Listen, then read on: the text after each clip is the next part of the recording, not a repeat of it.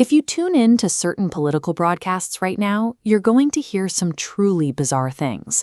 You'll hear politicians praised for whimsy-maxing and pundits issuing grim warnings about the existential danger of attractive socialists in tight t-shirts. As midterm elections approach, the pressure on political campaigns reaches a boiling point. The entire game becomes about defining your candidate to the public before the opposition can do it for you.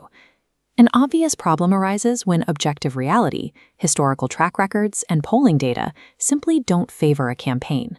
To fill that void, the supporting media network must build a parallel reality from scratch. This requires an active, daily effort. Network hosts and prominent political surrogates broadcast this alternate reality to millions of viewers every single night. Then comes the second wave of defense. A dedicated tier of loyalist surrogates is deployed to go on national television and spin the increasingly erratic behavior of their candidates into something positive.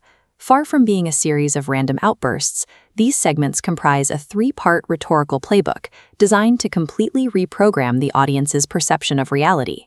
Play number 1 is the authenticity wash.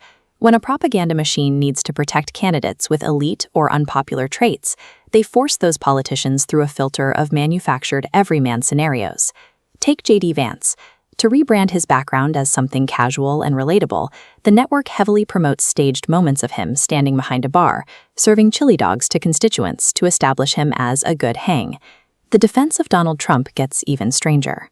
Surrogates twist his rambling behavior into an endearing quirk, coining the phrase whimsy-maxing to describe his on-air fixation with landscaping and the life cycle of green grass.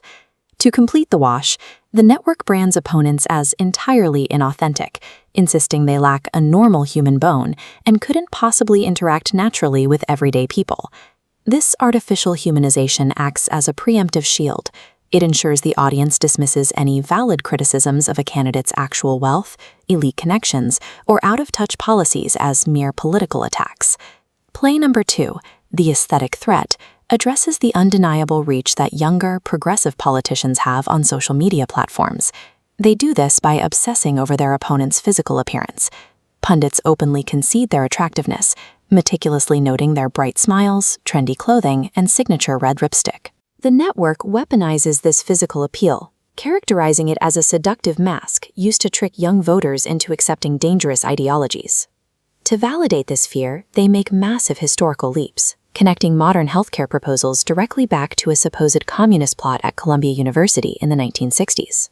Framing basic policy disagreements as existential threats hiding behind a pretty face achieves a specific goal. It keeps the audience highly engaged, keeping them deeply paranoid and terrified of their fellow citizens.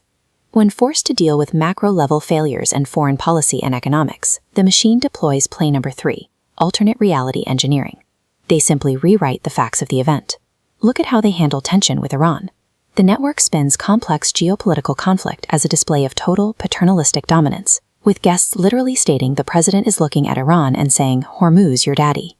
They declare their candidate a historic peacemaker who brought calm to the Middle East, a framing that stands in stark contrast to the harsh reality of escalating global conflicts and near-constant warfare.